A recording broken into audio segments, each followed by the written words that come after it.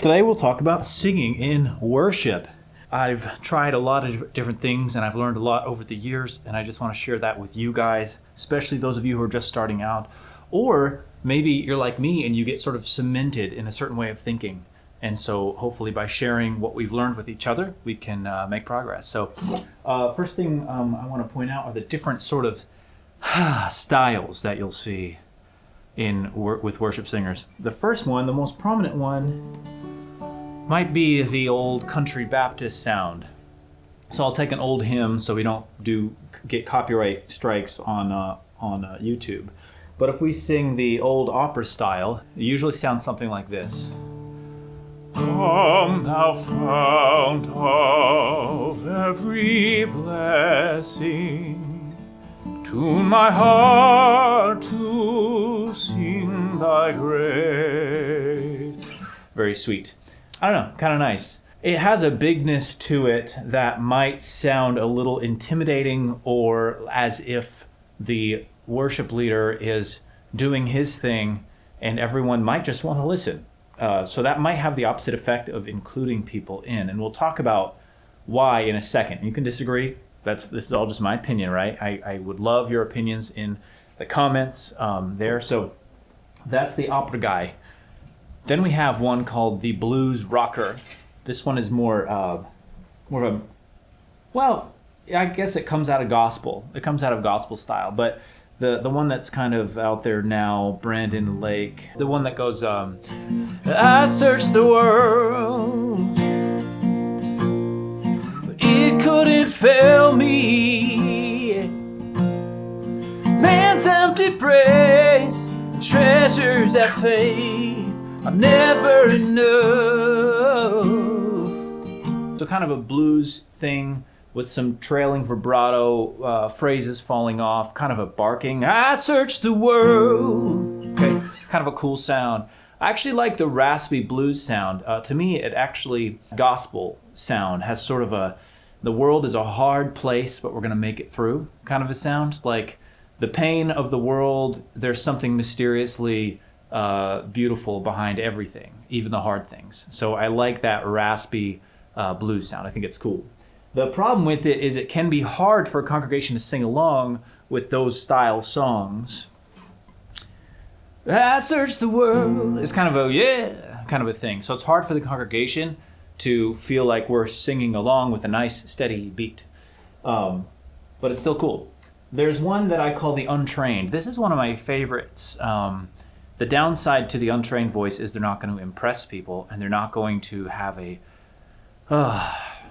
powerful impact on the sound, but they do have an invitational quality. That also, the reason why I got accepted into the honors choir at college was because I had an untrained voice.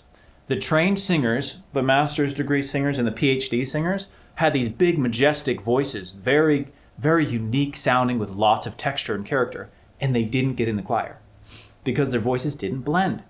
Someone like me, when I joined choir as a music composition major, I had a timid, but like a choir-y voice, a very choir-friendly voice, because it was a kind of a humble voice. I didn't know if I was doing everything right, and I was thinking, ooh, let me listen to everyone else to make sure I'm blending. But it was because I was scared. But that's what worked well for the choir. So that sound would be something like, come thou fount of every blessing, tune my heart to sing thy grace. Streams of mercy never ceasing, call for songs of loudest praise. So that one's like, okay, as long as you're staying on the pitches, there's an earnestness and an invitationalness to that sound that I think works well. You'll hear it a lot in youth group, like teens who start leading youth group. That's the voice they use. And I think it has its place. And the last one is just for fun, I call it the Sufjan voice. It's similar to the untrained voice, but it has a much faster fall off and a real like indie edge to it. Come thou fount of every blessing, tune my heart to sing thy praise. It's a sweet sound. That one has sort of a whispery quality to it that might be a little hard for people to connect with, but it's also, it doesn't really get old, and it's kind of pleasant. So those were sort of the different kinds of voices you might see in worship. The Josh Groban voice, okay, that would be the opera guy. You got your blues rocker, which is like your Brandon Lake elevation style. And then you have your untrained, which is your youth group style. That's kind of where I sit. And then you have your Sufjan. And there's more I could get into. But for now I want to give you guys some tips on what to do now that might be effective for you. Things that I found worked well. The first ideal I'll talk about is fall off. So having your voice fall off actually is powerful because it leaves room for the congregation's voice to come out, sort of blossom out of your voice so they can all hear themselves well. But they don't get lost because you have barked out the beginning of the note, fell off quickly so the congregation's voice can rise up. And that way you don't take up too much space. I'm a big fan of quick attack and a really strong onset with a really strong fall off combined. So I'll demonstrate that.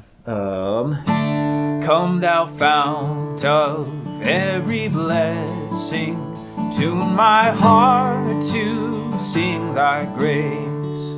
Streams of mercy never ceasing, call for songs of loudest praise. Okay, I overdid it a little bit. You can make it more subtle, but the quick, confident attack, come thou fount. It helps everyone see where the beat is, and it feels confident. It invites people in. Here's the beat. I'm singing, but it also falls off so that you're not hogging all the space like this. Here's what that sounds like. Come thou fount of every blessing, tune my heart to sing thy grace. Too much. It dominates the room, and it's like, oh, bro, back off a little. So practice a little bit of find that sweet spot of falling off the note and leaving room. It's kind of a jazzy sound. Come thou fount of every blessing, sing to my heart to sing thy grace. If you overdo it, it can sound like the Sufjan. But if you underdo it, you can just be hammering people too hard with a constant stream of vocal. That's not very sustainable. Jazz singers will fall off into a nice warbly vibrato, which I sometimes accidentally do. Teach me some melodious sonnet. So that's a little bit too much, but it's just showing you the effect. Teach me some melodious sonnet, sung by flaming tongues above. So the fall off is kind of a nice technique. So the other thing to think about as you're singing, regardless of your context, is try to get your nose out of the music and connect with the people who are singing with you and connect with the words. Connecting with the words doesn't mean you necessarily have to be like this all the time. Oh man. If that happens, that's cool. But it just means that you're not being hyper self-conscious. You're thinking, wow, these words mean something to me. You know, if you believe in what you're singing, just think about what they mean to you and how, like, yes, these words are powerful and they've transformed my life. And hey, you people out there who are singing with me, some of you get this, some of you are struggling. These words are for you, and that, like, have that attitude in you as you're singing. So you're looking out at the congregation, you're seeing somebody, you're smiling at them, and you're singing with them. So your countenance needs to be out. Try not to be buried in the music. Try to just, practice a lot beforehand so you know the song so well, especially the chord changes, so you can see the monitor or your sheet music and then immediately get out of the music and look at the people you're singing with. Look at them, smile at them. Look at your bassist when he plays bad notes and scowl at him. No, don't do that. But I just mean look around the room, like take in your environment and be part of it while you're with your eyes and with your awareness. Oh, so I already talked about eye contact. I would say find people and sing and smile at them. Look around the room and say, I'm singing with other human beings.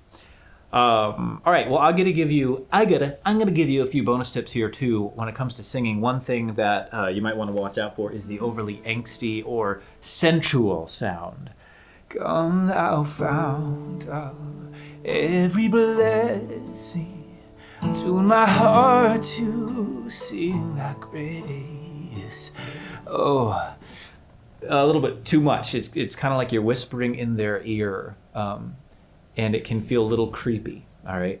So that's like the opposite of the untrained voice. The untrained voice has sort of a, please help me sing this song quality to it. That can be endearing. The overly sensual, squeezed voice, whispery voice can feel a little bit like, ew, like I feel like I'm like voyeuristically listening to you having a moment here. So watch out for that. And the other one, I'll harp on this again, watch out for the overly bombastic, constant voice. It's hard to sing next to these people.